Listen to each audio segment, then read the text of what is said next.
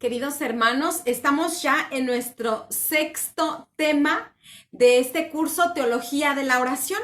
Vamos a iniciar poniéndonos en la presencia de Dios. En el nombre del Padre, del Hijo y del Espíritu Santo. Amén.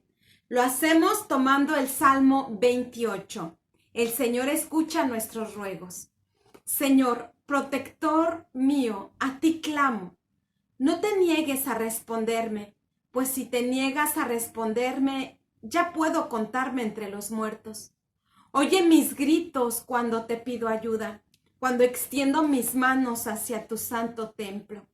No me arrebates junto con los malvados, no me hagas correr la suerte de los malhechores, que por fuera se muestran amistosos, pero por dentro todo es maldad.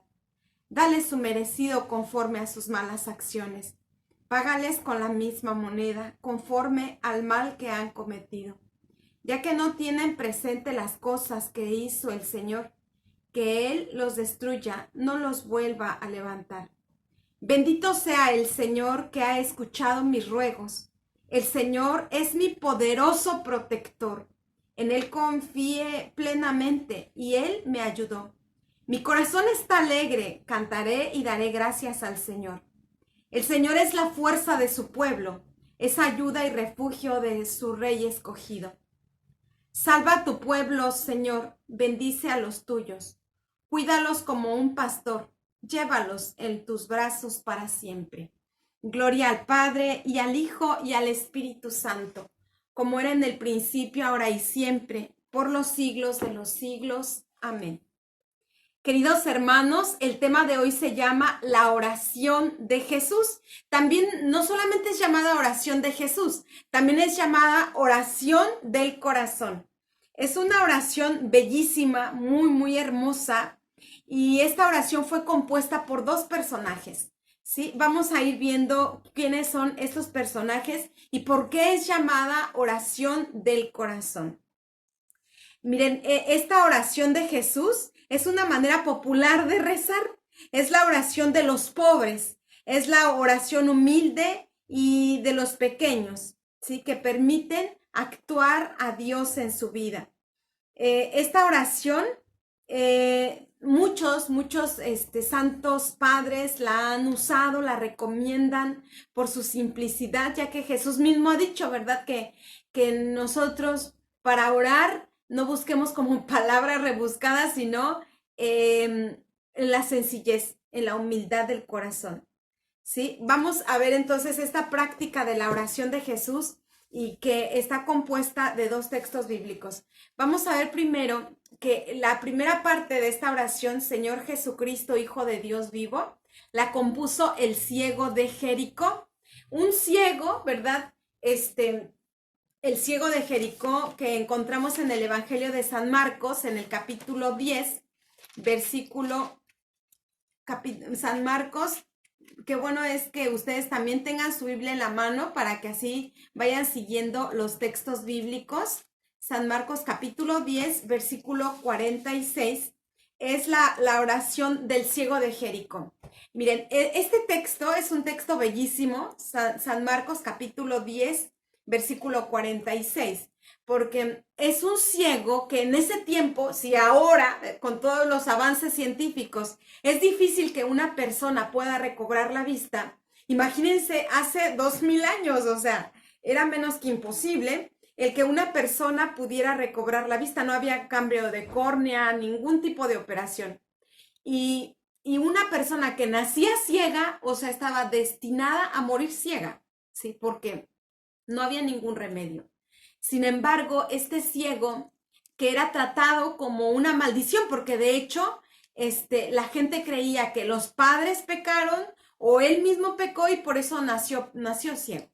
Y este ciego era expulsado del seno familiar, o sea, apenas tenía como cierta edad donde ya podía pues pedir limosna y manejarse él solo, pues ya la familia lo expulsaba de su seno familiar para que así ya no pesara sobre ellos esa maldición.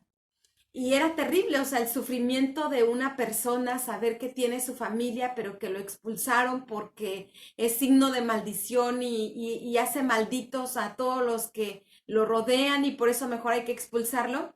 Era un sufrimiento muy grande. Y este ciego entonces creció sabiendo que era maldición, ¿sí? Creció pensando que era una maldición.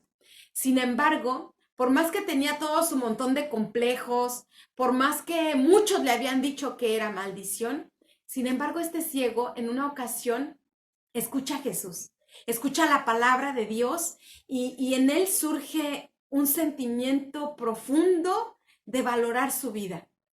Él sabe que al escuchar esa palabra de Jesús, él sabe que no es una maldición. Él sabe que también él puede sanar y que él también puede tener esperanza, porque la palabra de Dios eso nos transmite. Mucha esperanza, cambia nuestra mentalidad, supera nuestros complejos y nos lleva adelante. Este ciego entonces, cuando en este momento los teólogos al leer este texto que vamos a escuchar ahora, dice que sin duda, este ciego ya había escuchado a Jesús antes, pero quedó como en shock. Entonces se fue. Y ese ciego esperaba que nuevamente Jesús fuera a este lugar, a Jericó, para volver a tener esa oportunidad de escucharlo y pedirle que le sane. Este ciego ya esperaba a Jesús, o sea, él ya tenía su fe firme en Jesús por la primera vez que escuchó su palabra. Así que entonces voy a leer del versículo 46. Llegaron a Jericó y cuando Jesús ya salía de la ciudad, seguido de sus discípulos y de mucha gente, un mendigo ciego llamado Bartimeo, hijo de Timeo, estaba sentado junto al camino. Al oír que era Jesús de Nazaret, el ciego comenzó a gritar: Hijo de David, ten compasión de mí.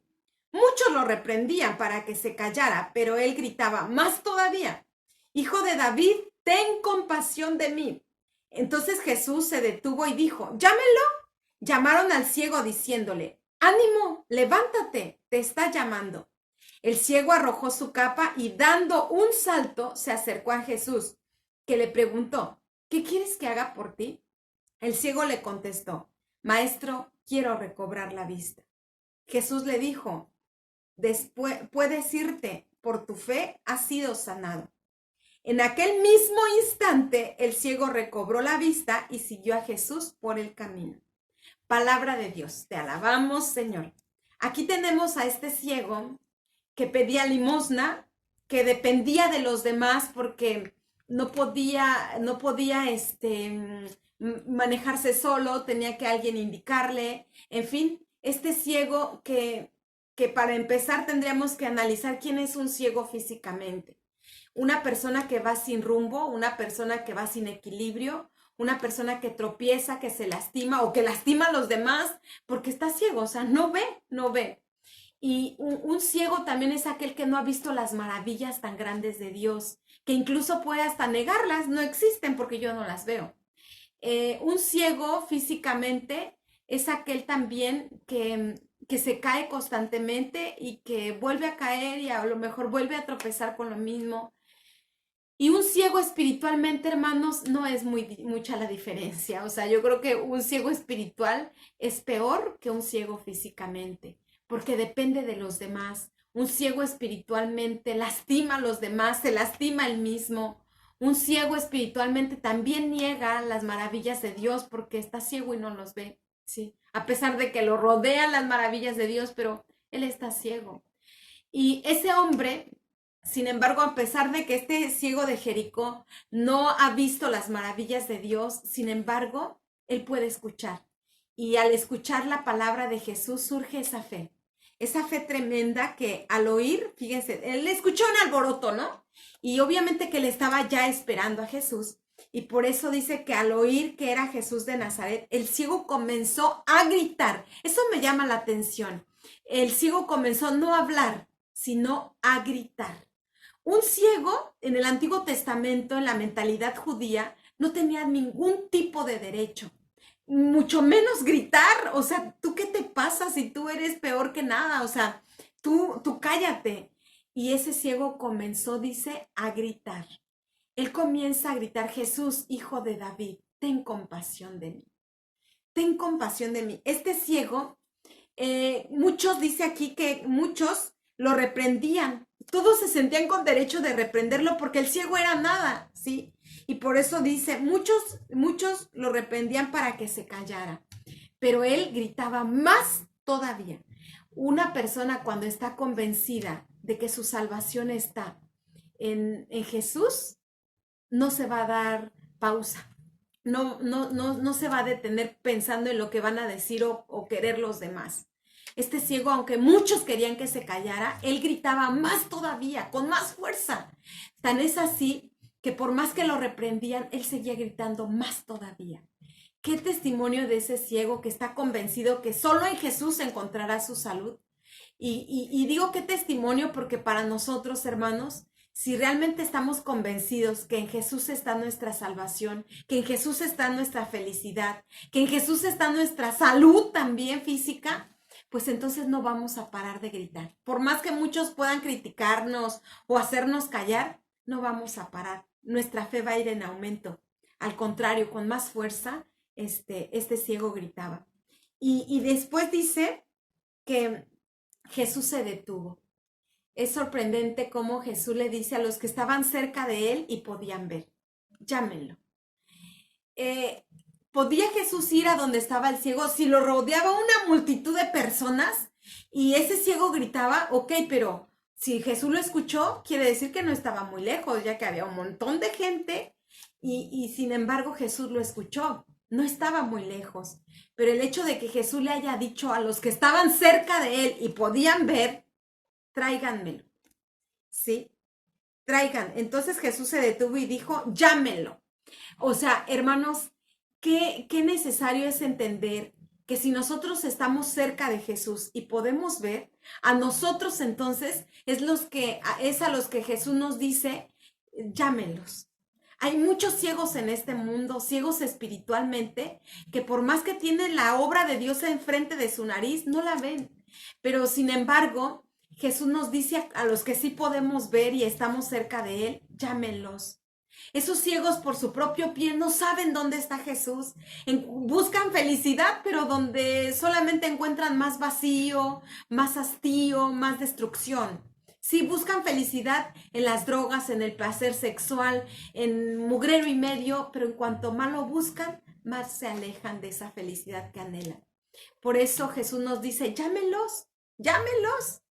Llamaron pues al ciego, ánimo. Miren cómo el mundo está tan necesitado de que una persona de Dios, una persona de fe, una persona que está cerca de Dios le diga ánimo, ánimo, levántate, no estés ahí tirado, levántate, te está llamando el maestro.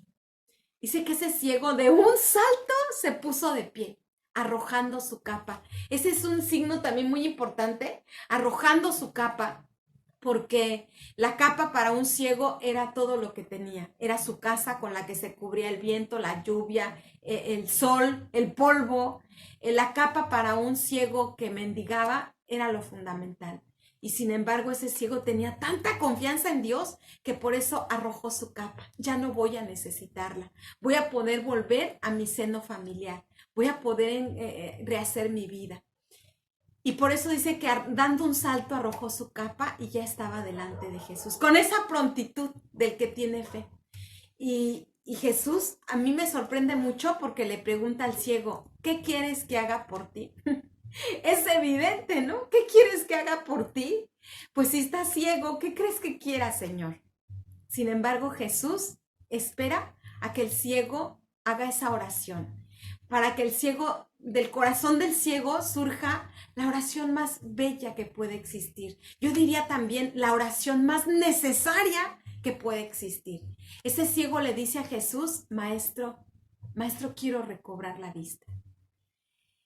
Puedes irte, por tu fe has sido sanado. Por tu fe. Ciego, por tu fe has sido sanado. Puedes irte. Pero miren, hermanos, el ciego, a partir de este momento, él se da cuenta que todas las cosas buenas vienen de Dios. Que no se mueve la hoja del árbol sin la voluntad de Dios. Y por eso Jesús le muestra, ¿qué quieres que haga por ti? O sea, para que él también se dé cuenta, porque como está ciego, pero que él se dé cuenta que todos los beneficios son de Dios. A veces nosotros decimos, uy, qué suertudo soy, ¿no? No, todos los beneficios son de Dios. Uy, mira qué canchero, qué bueno, qué majo, ¿cómo se podría decir? Qué inteligente soy, qué hábil soy. No, todo es voluntad de Dios. Ese ciego, por eso, a ese ciego Jesús le pregunta, ¿qué quieres que haga por ti? O sea, date cuenta que todos los beneficios vienen de Dios. Y del ciego sale esa oración, Maestro, haz que vea. Yo creo que, hermanos, también nosotros debemos hacer esa misma oración. Maestro, haz que yo pueda ver, que yo me dé cuenta. Y Jesús le concede lo que pide. ¿Sí? Y le dice, por tu fe has sido sanada. Tu fe es grande, así que me deja amplias manos para poder actuar en tu vida. Y tu fe te ha salvado. Vete en paz.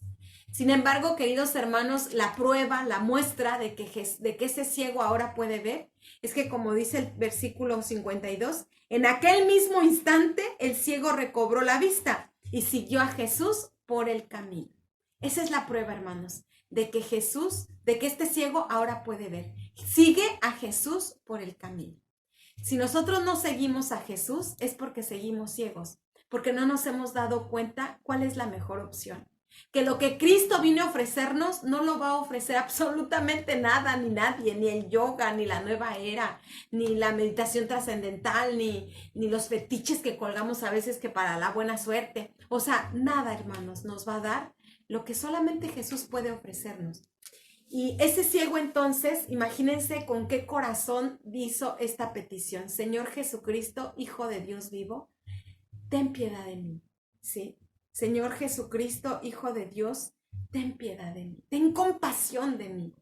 Es este hombre, el ciego, que con un corazón tan necesitado, y hay que entender entonces esta palabra, necesitado. No puede esperar absolutamente nada de nadie. En todas partes se le han cerrado la puerta. De su misma familia lo han expulsado. ¿De quién es el único que puede esperar? De Dios. Y no se va a ver defraudado. Por eso este ciego cuando dice, ten compasión de mí, él realmente tiene un corazón abandonado en Dios. Él realmente está haciendo una profunda oración. Y con él, por eso se llama esta oración de Jesús, también se llama oración del corazón, porque surge de un corazón tan necesitado, un corazón que sabe que no depende de nadie más. Si Dios no lo ayuda, está perdido. Vamos a ver quién compuso la otra parte de esta bella oración y ese es el publicano en el templo. Veamos San Lucas capítulo 18. San Lucas capítulo 18, recordemos, era un publicano que fue a orar, ¿sí? Y que estando en esa oración también había ido un fariseo. Pero mejor vamos a leerlo de aquí directamente de la Sagrada Escritura. Lucas capítulo 18, versículo del 9 al 13, al 14, perdón. Escuchamos con mucha atención. Jesús contó esta otra parábola para algunos que, seguros de sí mismos por considerarse justos, despreciaban a los demás. 2 hombres fueron al templo a orar. El uno era fariseo y el otro era uno de esos que cobran impuestos para Roma. El fariseo de pie oraba así: oh Dios, te doy gracias porque no soy como los demás, que son ladrones, malvados, adúlteros, ni como ese cobrador de impuestos. Yo ayuno 2 veces a la semana y te doy la 10ª parte de todo lo que gano. Pero el cobrador de impuestos se quedó a cierta distancia y ni siquiera se atrevía a levantar los ojos al cielo, ni siquiera se atrevía a levantar los ojos al cielo, sino que se golpeaba el pecho y decía: oh Dios, ten compasión de mí, que soy pecador. Les digo que este cobrador de impuestos volvió a su casa ya justo, pero el fariseo no, porque el que a sí mismo se engrandece será humillado, y el que se humilla será enaltecido. Palabra de Dios. Te alabamos, Señor. ¿Con qué corazón hizo esta petición, este ruego, ese cobrador de impuestos? Señor, ten piedad de mí. Ten piedad de mí, que soy pecador. ten piedad de mí que soy pecador. Con un corazón totalmente arrepentido, con un corazón dolido por haber ofendido a Dios. Y por eso esta oración de Jesús es también llamada oración del corazón, porque la han compuesto dos personas realmente abandonadas a Dios, necesitadas de Él, ¿sí? Como un ciervo que va perdiendo sangre, que va desangrándose y va en busca del río. Así estos dos personajes buscan la ayuda de Dios, con esa misma necesidad, con esa misma ansiedad, ¿sí? Bueno, entonces por eso, hermanos, esta oración tan hermosa, practicada desde muchos, muchos, muchos años atrás, Señor Jesucristo, Hijo de Dios vivo, Hijo de Dios, ten piedad de mí, que soy pecador. Y por eso esta frase la vamos a ir explicando paso a paso, ¿verdad? Palabra por palabra. Y lo primero que vamos a explicar es Señor Jesús. La primera carta a los Corintios, capítulo 12, versículo 13 dice: nadie puede decir Jesús es el Señor sino guiado por el Espíritu Santo. Palabra de Dios, te alabamos, Señor. Nadie puede decir Jesús es el Señor si no está guiado por el Espíritu. Por eso ya el simple hecho de decir Señor Jesús es ya empezar a llenarnos del Espíritu Santo. El nombre de Jesús obviamente fue el que el ángel Gabriel le dijo a la Virgen María que así se debería llamar el Mesías. Jesús, Yeshua en hebreo, significa Yahvé es salvación. Eso significa Yeshua. Vamos a leer ahora de la carta de Santiago, capítulo 2, versículo 7. Santiago 2, 7. Jesús es el glorioso nombre que ha sido pronunciado sobre los cristianos. Jesús es el glorioso nombre que ha sido proclamado sobre los cristianos. Palabra de Dios, dice Santiago. También leemos en la carta a los Filipenses, capítulo 2, versículo del 9 al 10. Es el nombre que está sobre todo nombre, para que ante el nombre de Jesús toda rodilla se doble en el cielo y en la tierra y entre los muertos. Palabra de Dios. Te alabamos, Señor. Miren cómo aquí, hermanos, dice el poderoso nombre de Jesús, donde apenas se pronuncia el nombre de Jesús y los demonios comienzan a temblar de terror. El solo nombre. Hechos capítulo 4, versículo 12. En ningún otro se encuentra la salvación, en ningún otro nombre se encuentra la salvación, ya que no se ha dado a los hombres sobre la tierra otro nombre por el cual podamos ser salvados. Palabra de Dios, te alabamos, Señor. Este nombre que se ha repetido durante siglos en los conventos, sollozando en la oscuridad de una noche de angustia. Jesús, ayúdame, Jesús, no me dejes. En fin, o sea, este nombre que está por encima de todo nombre, por eso el pronunciar ya el nombre de Jesús, Señor Jesús, es aceptar en nuestra vida su señorío, su poder, ¿sí? Y por eso, al reconocer que Jesús es el Señor y que lo entregamos o lo colocamos como Señor de nuestras vidas, donde decimos, ya no soy yo el que vive, es Cristo el que vive en mí.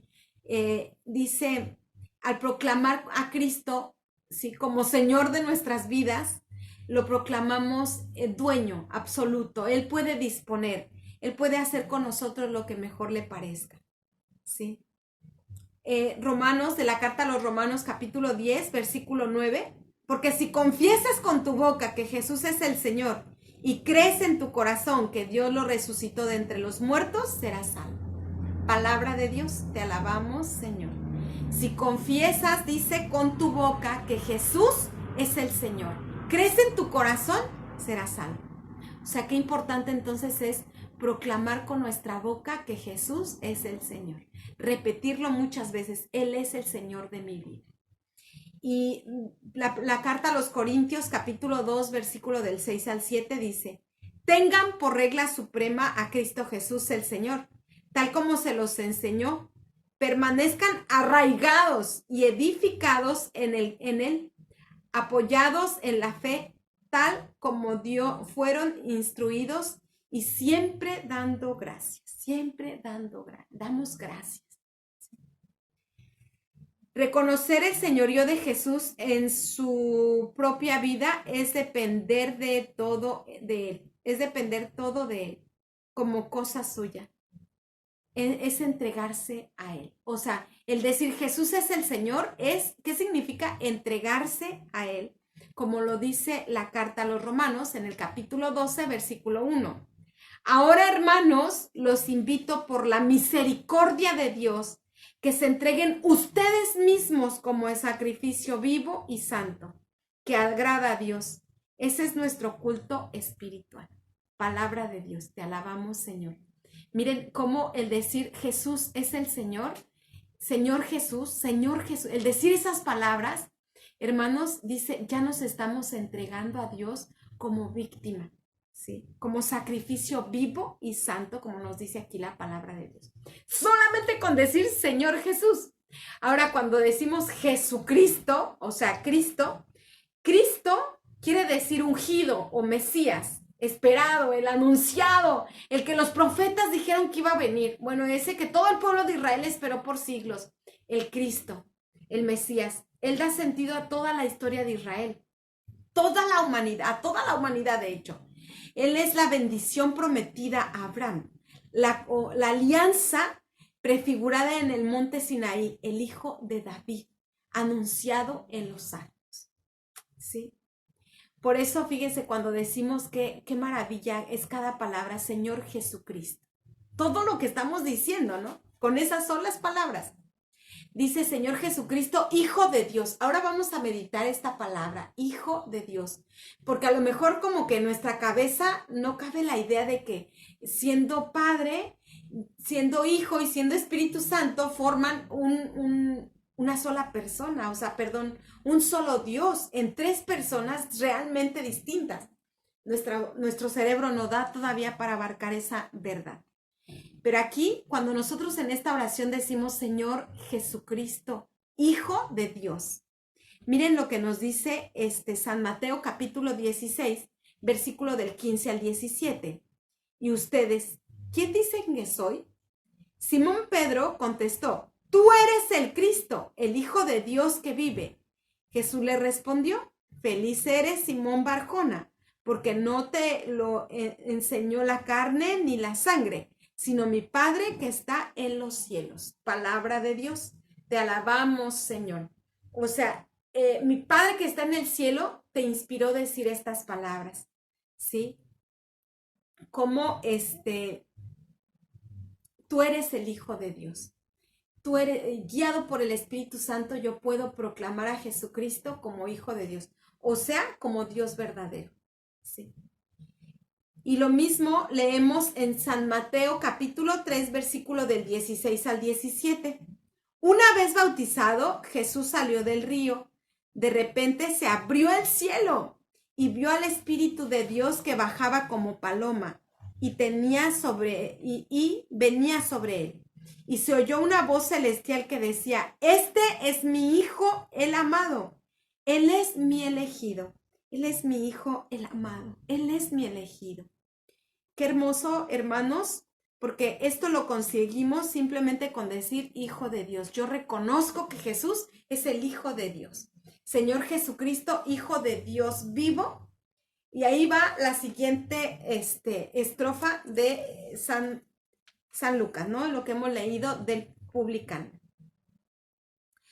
Todavía, fíjense muy bien, qué maravilla, porque cuando nosotros decimos, ten piedad de mí que soy pecador, por piedad, escúchenlo muy bien, hermanos, por piedad se entiende que Dios tenga misericordia, por piedad, o sea, esa palabra de piedad, nosotros necesitamos por lo menos 4 palabras de español para poder darle la traducción, porque piedad significa que estamos pidiendo la misericordia de Dios, que estamos pidiendo, suplicando el amor de Dios, la benevolencia, la amistad con Dios.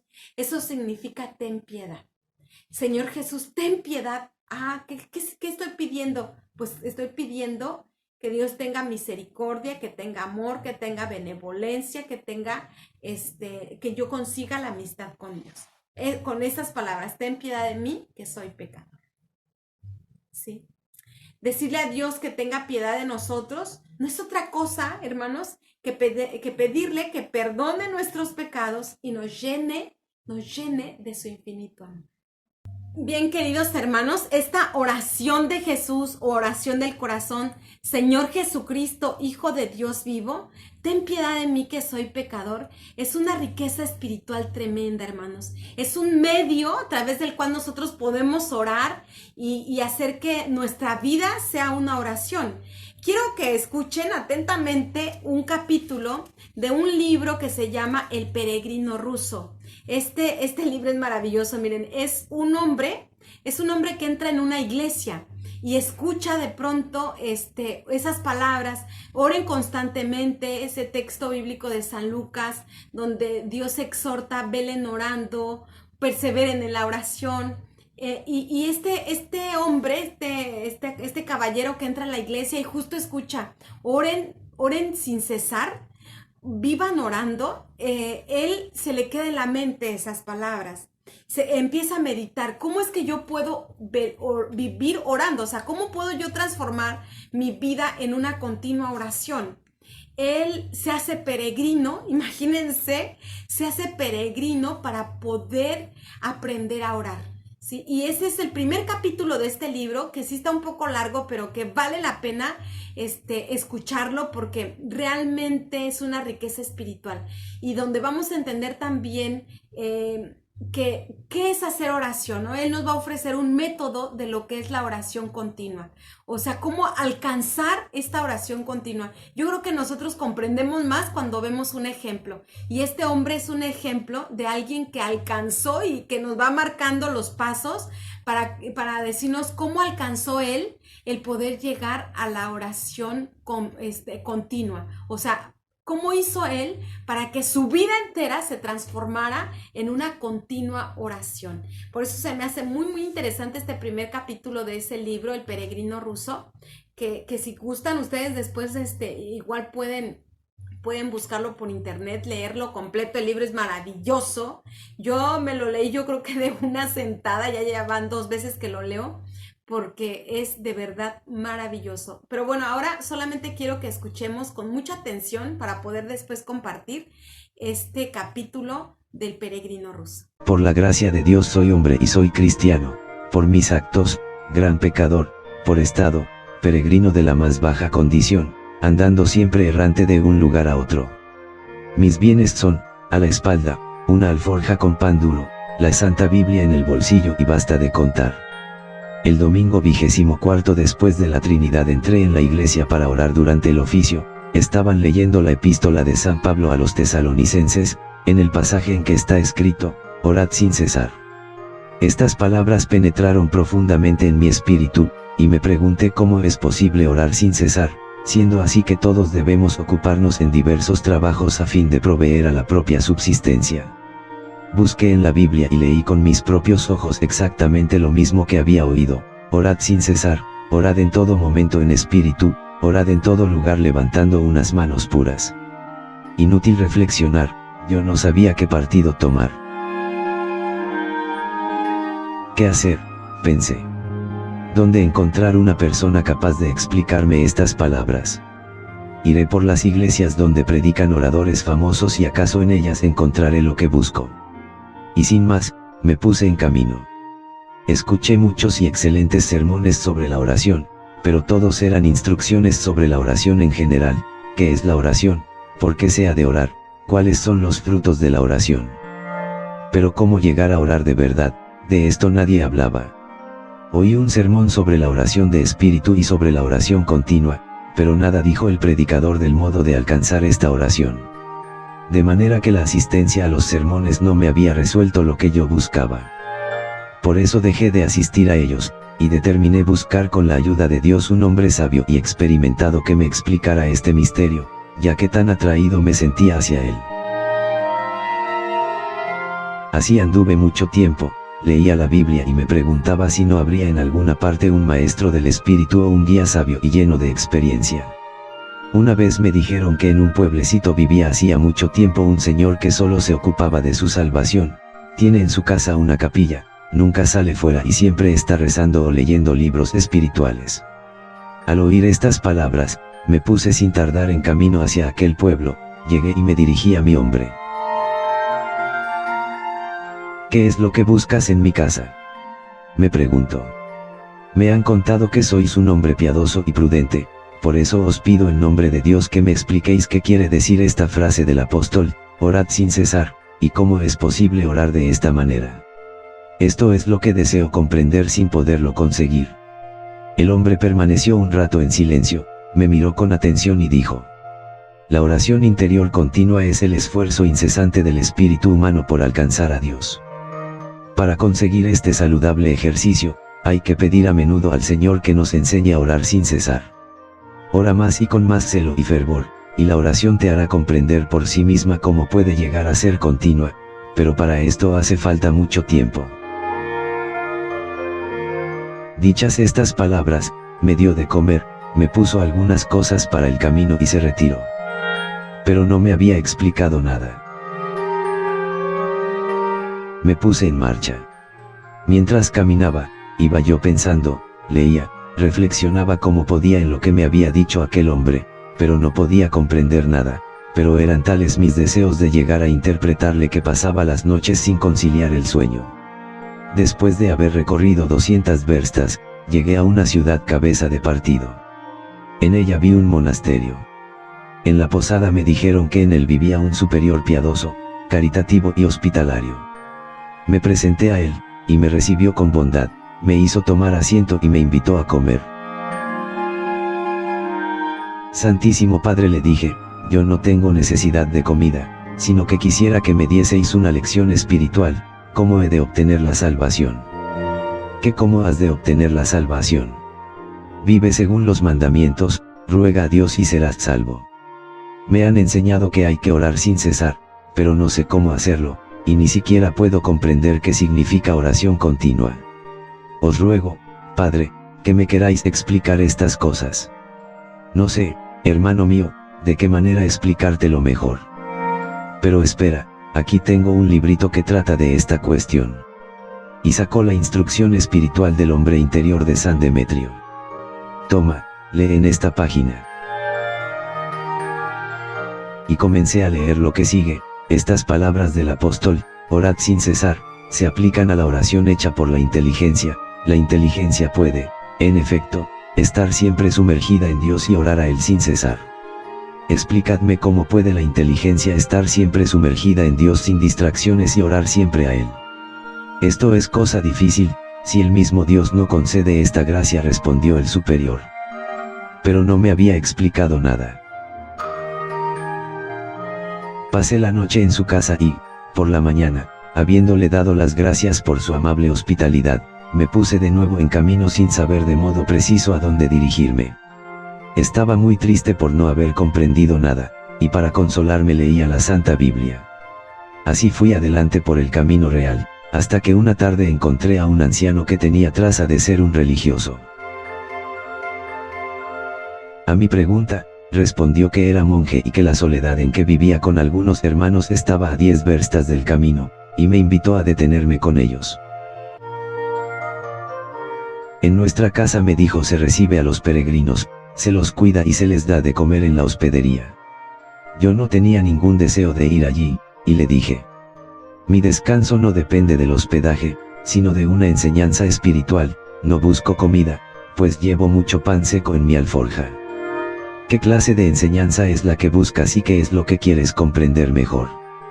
Ven a nuestra casa, querido hermano, en ella tenemos starts y experimentados que pueden darte una dirección espiritual y ponerte en el camino verdadero que lleva a la luz de la palabra de Dios y de las enseñanzas de los padres.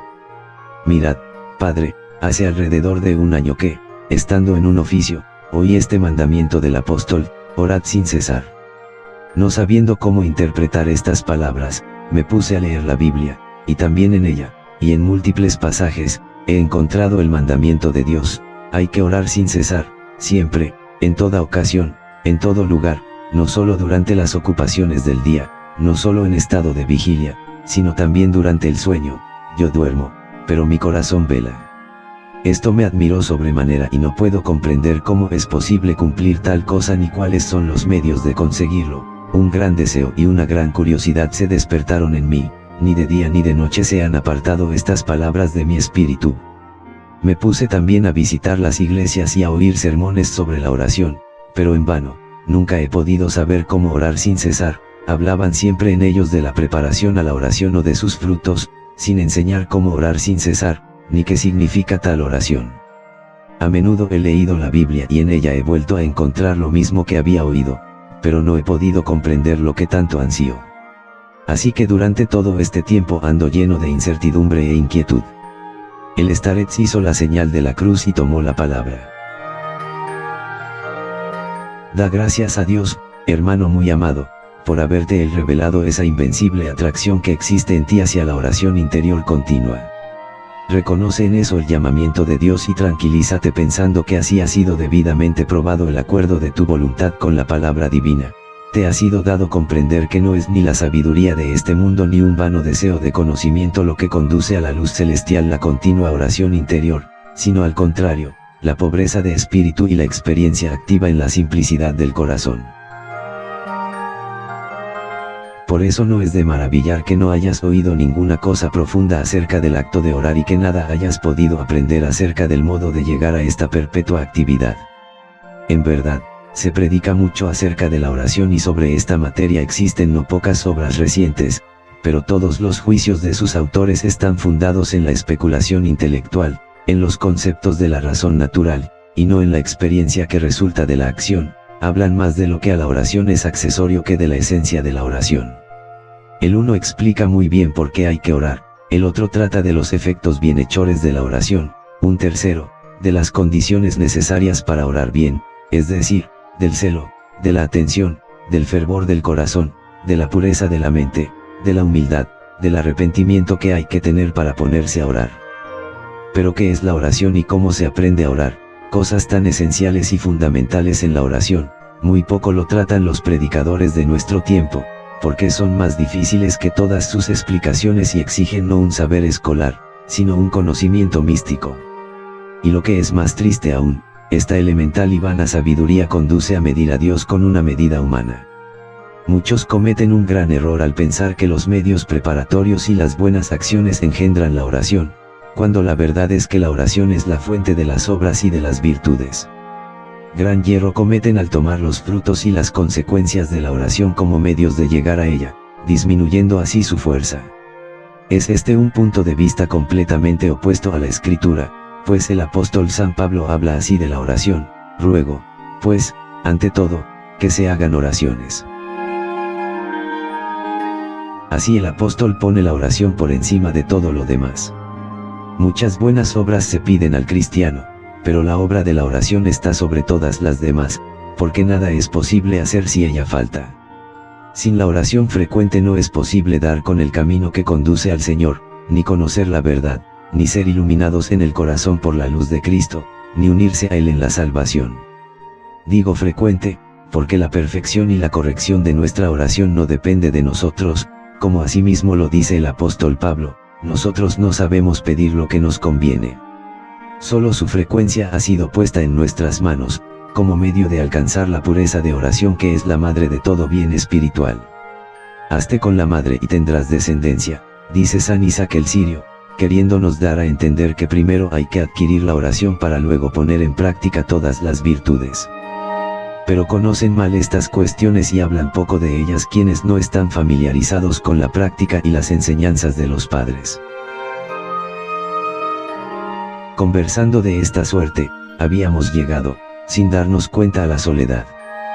Para no separarme de este sabio anciano y satisfacer cuanto antes mis deseos, me apresuré a preguntarle: os ruego, venerable padre, que me expliquéis qué es la oración interior y continua y cómo podría yo aprenderla, pues veo que de ella tenéis muy profunda y segura experiencia.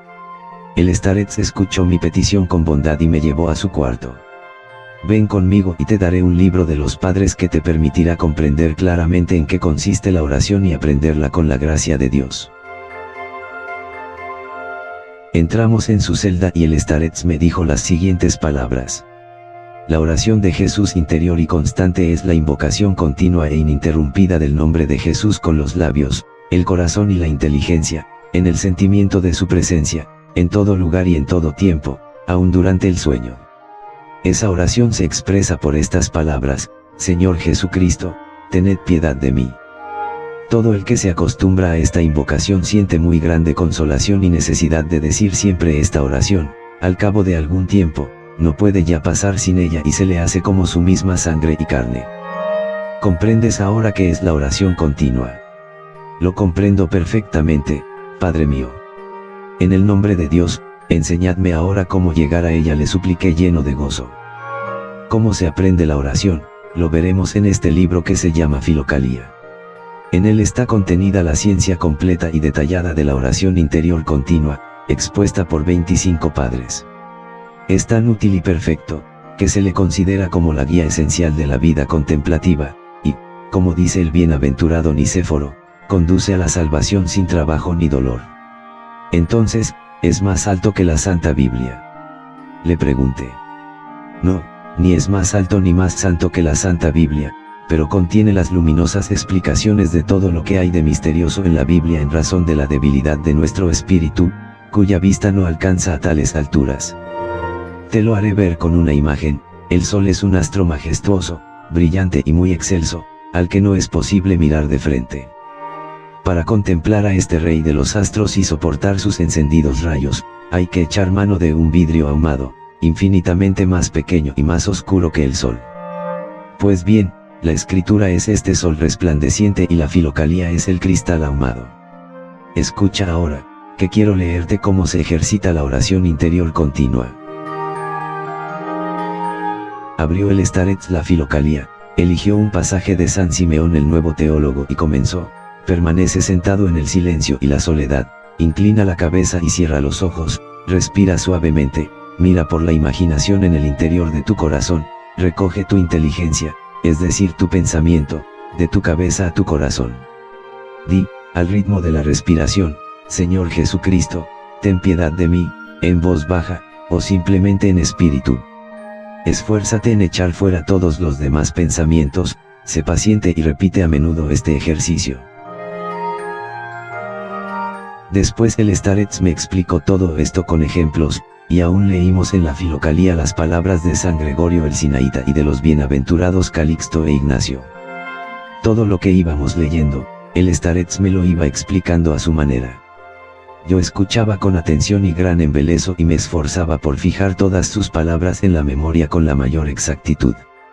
Así pasamos toda la noche y fuimos a maitines sin haber dormido nada. El Starets, al despedirme, me bendijo y me dijo que volviera a su celda durante mi estudio de la oración, para confesarme con franqueza y sencillez de corazón, porque es cosa vana dedicarse sin guía a la vida espiritual. En la iglesia sentí en mi interior un ardiente celo que me inclinaba a estudiar cuidadosamente la oración interior continua, y pedí a Dios que me quisiera ayudar. Después pensé que me sería difícil ir a ver al Starets para confesarme o pedirle consejo. En la hospedería nadie puede permanecer más de 3 días, y junto a la soledad no hay lugar donde alojarse. Por suerte, pude enterarme de que a 4 verstas había una aldea. Me encaminé a ella a fin de encontrar posada, y por suerte Dios me favoreció. Allí pude colocarme como guardián en casa de un campesino, a condición de pasar el verano, solo, en una pequeña cabaña que había en un rincón de la huerta. Gracias a Dios, había dado con un lugar tranquilo. De esta manera me puse a estudiar la oración interior según los medios indicados, yendo a menudo a visitar al Starets. Durante una semana, en la soledad de mi jardín me ejercité en el estudio de la oración interior, siguiendo exactamente los consejos de mi maestro. Al principio, todo parecía ir muy bien. Más tarde, sentí gran pesadez, pereza, tedio, un sueño que no podía vencer, y los pensamientos cayeron sobre mí como las nubes. Busqué al Starets lleno de tristeza y le manifesté mi estado. Me recibió con bondad y me dijo: hermano muy amado, todo cuanto te sucede no es sino la guerra que te declara el mundo oscuro, porque no hay cosa que tema tanto como la oración del corazón. Por eso trata de entorpecerte y de hacer que aborrezcas la oración. Mas el enemigo solo obra según la voluntad y el permiso de Dios, y en la medida en que esto nos es necesario. Sin duda es imprescindible que tu humildad sea sometida a prueba, es demasiado pronto para llegar, con un celo excesivo, hasta las puertas del corazón, pues correrías el riesgo de caer en la avaricia espiritual. Voy a leerte lo que dice la Filocalía a este propósito. Buscó el Starets en las enseñanzas del monje Nicéforo y leyó: sí, no obstante tus esfuerzos, hermano mío, no te es posible entrar en la región del corazón, como te lo tengo recomendado. Haz lo que te digo y con la ayuda de Dios hallarás lo que andas buscando. Tú sabes bien que la razón de todo hombre está en su pecho. Quítale, pues, a esta razón todo pensamiento, esto puedes hacerlo si quieres, y pon en su lugar el Señor Jesucristo, ten piedad de mí. Esfuérzate en reemplazar por esta invocación interior cualquier otro pensamiento, y a la larga ella te abrirá la entrada del corazón, como lo enseña la experiencia. Ya ves lo que enseñan los padres en tal caso, me dijo el Starets. Por eso tú debes aceptar este mandamiento con confianza y repetir cuanto te sea posible la oración de Jesús. Aquí tienes un rosario con el que podrás hacer, para comenzar, 3000 oraciones al día. De pie, sentado, acostado o caminando, repite sin cesar: Señor Jesucristo, ten piedad de mí, suavemente y sin precipitación. Y recita exactamente 3000 oraciones al día sin añadir ni quitar una sola. Por este camino llegarás a la actividad continua del corazón. Recibí estas palabras con gran júbilo, y dejando al Starets volví a casa, y me puse a hacer exacta y fielmente lo que me había enseñado. Los 2 primeros días tuve alguna dificultad, pero luego lo encontré tan fácil que cuando no decía mi oración sentía gran necesidad de rezarla, y me resultaba fácil y suave, sin la dificultad del principio. Conté esto al Starets, y este me ordenó rezarla 6000 veces al día y me dijo: sigue tranquilo y esfuérzate por atenerte con toda fidelidad al número de oraciones que te he prescrito, Dios se compadecerá de ti. Durante toda una semana, permanecí en mi solitaria cabaña recitando cada día mis 6000 oraciones sin ocuparme de cosa alguna y sin tener que luchar contra los pensamientos, únicamente pensé en cumplir el mandato del Starets. ¿Y qué sucedió? Me acostumbré tan bien a la oración que, si me detenía un solo instante, sentía un vacío como si hubiera perdido alguna cosa, y en cuanto volvía a mi oración, sentíame de nuevo aliviado y feliz. Al encontrar a alguna persona, no sentía ninguna gana de hablar, y solo deseaba estar en la soledad y recitar mis oraciones, tanto me había acostumbrado a ellas en una sola semana. El Starets, que no me había visto desde hacía 10 días, vino para saber qué me sucedía, y yo se lo expliqué.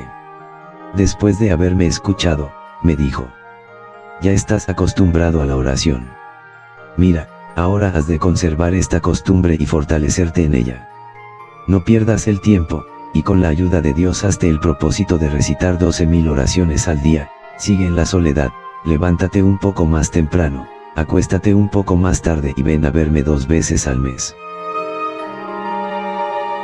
Me sometí en todo a las órdenes del Starets y, el primer día, apenas si me fue posible recitar mis 12000 oraciones, que acabé ya de noche. Al día siguiente, lo hice con más facilidad y hasta con gusto.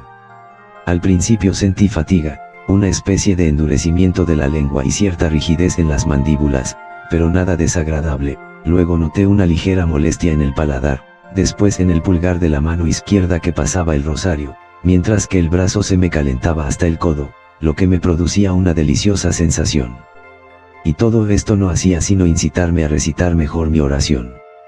De esta manera, durante 5 días, terminé con toda fidelidad mis 12000 oraciones, y al mismo tiempo que la costumbre, iba recibiendo el placer y el gusto de la oración. Una mañana temprano, fui como despertado por la oración.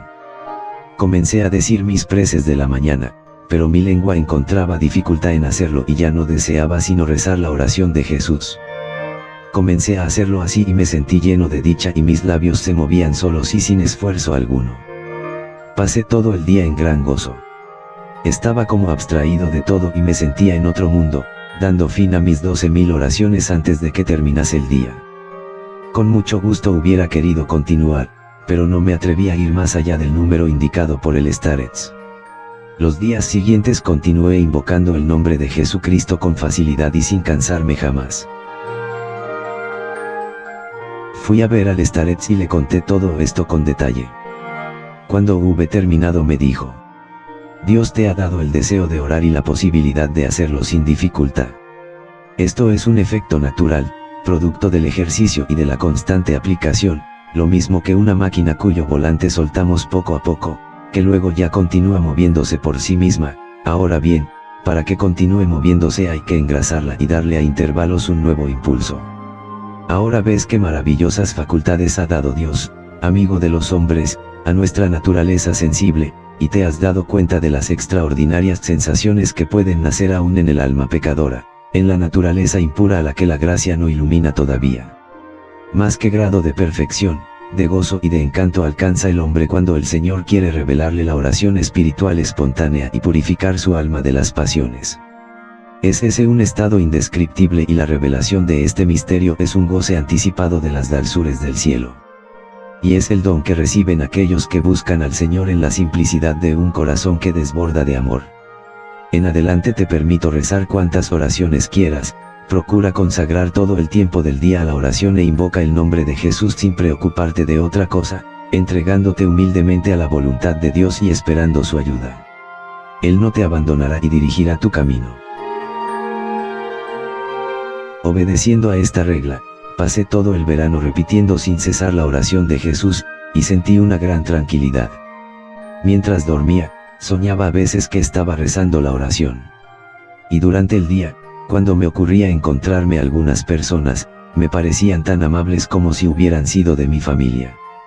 Los pensamientos se habían calmado y solo vivía en oración, comencé ya a inclinar mi espíritu a escucharla, y a veces mi corazón sentía como un gran ardor y una gran alegría. Cuando entraba en la iglesia, el largo servicio de la soledad me parecía corto y no me cansaba como antes.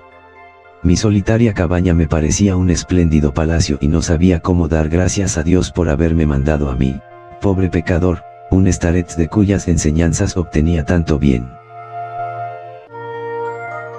Pero no gocé mucho tiempo de la dirección de mi bien amado y sabio Starets, pues murió al final del verano.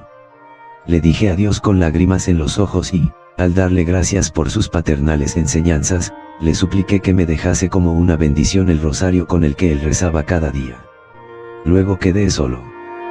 Pasado el verano, se recogieron los frutos del huerto y yo ya no tuve dónde vivir. El campesino me dio por salario 2 rublos de plata, llenó mi alforja de pan para el camino, y yo continué mi vida errante. Pero ya no estaba en la indigencia, como antes. La invocación del nombre de Jesucristo me alegraba a todo lo largo del camino y todo el mundo me trataba con bondad, parecía como si todos se hubieran propuesto quererme. Un día me pregunté qué debería hacer con los rublos que me había dado el campesino. ¿Para qué podrían servirme? Así. Ya no tengo al Starets ni a nadie que me guíe, voy a comprar una filocalía y en ella aprenderé la oración interior.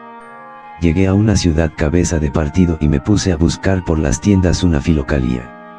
Encontré una, pero el librero pedía por ella 3 rublos y yo solo tenía 2, en vano intenté convencerle para que me la dejase por 2, pues no me escuchó, pero al fin me dijo: vete a ver en esa iglesia y pregunta por el sacristán, él tiene un libro viejo como este, y acaso te lo dé por tus 2 rublos. Me fui a la iglesia y, en efecto, compré por 2 rublos una filocalía muy vieja y deteriorada. Mi alegría fue muy grande. La remendé lo mejor que pude con un trozo de tela y la puse en mi alforja, con la Biblia. Así voy ahora, pues, recitando sin cesar la oración de Jesús, que me resulta más querida y más dulce que todas las cosas del mundo. A veces hago más de 60 verstas en un día y no me doy cuenta de qué camino, solo siento que voy diciendo la oración. Cuando sopla un viento frío y violento, rezo la oración con más atención y enseguida entro en calor. Si el hambre es demasiada, invoco más a menudo el nombre de Jesucristo y no me acuerdo de haber tenido hambre. Si me siento enfermo y mi espalda o mis piernas comienzan a dolerme, me concentro en la oración y dejo de sentir el dolor. Cuando alguien me ofende, pienso tan solo en la bienhechora oración de Jesús, y muy pronto desaparecen la ira o la pena y me olvido de todo. Mi espíritu se ha vuelto muy sencillo. Nada me preocupa, nada me da cuidado, nada exterior me distrae y quisiera estar siempre en la soledad. Estoy habituado a no sentir sino una sola necesidad, rezar incesantemente la oración, y cuando lo hago así, una gran alegría invade todo mi ser. Dios sabe lo que sucede en mí. Naturalmente, no son estas sino impresiones sensibles o, como decía el Starets, el efecto de la naturaleza y de una costumbre adquirida, pero todavía no me atrevo a ponerme al estudio de la oración espiritual en el interior del corazón, soy muy indigno de ello y muy ignorante. Espero la hora de Dios, confiando en las oraciones de mi difunto Starets. De modo que todavía no he llegado a la oración espiritual del corazón, espontánea y continua, pero, gracias a Dios, ahora comprendo ya claramente el significado de las palabras del apóstol que un día escuché en la iglesia: orad sin cesar.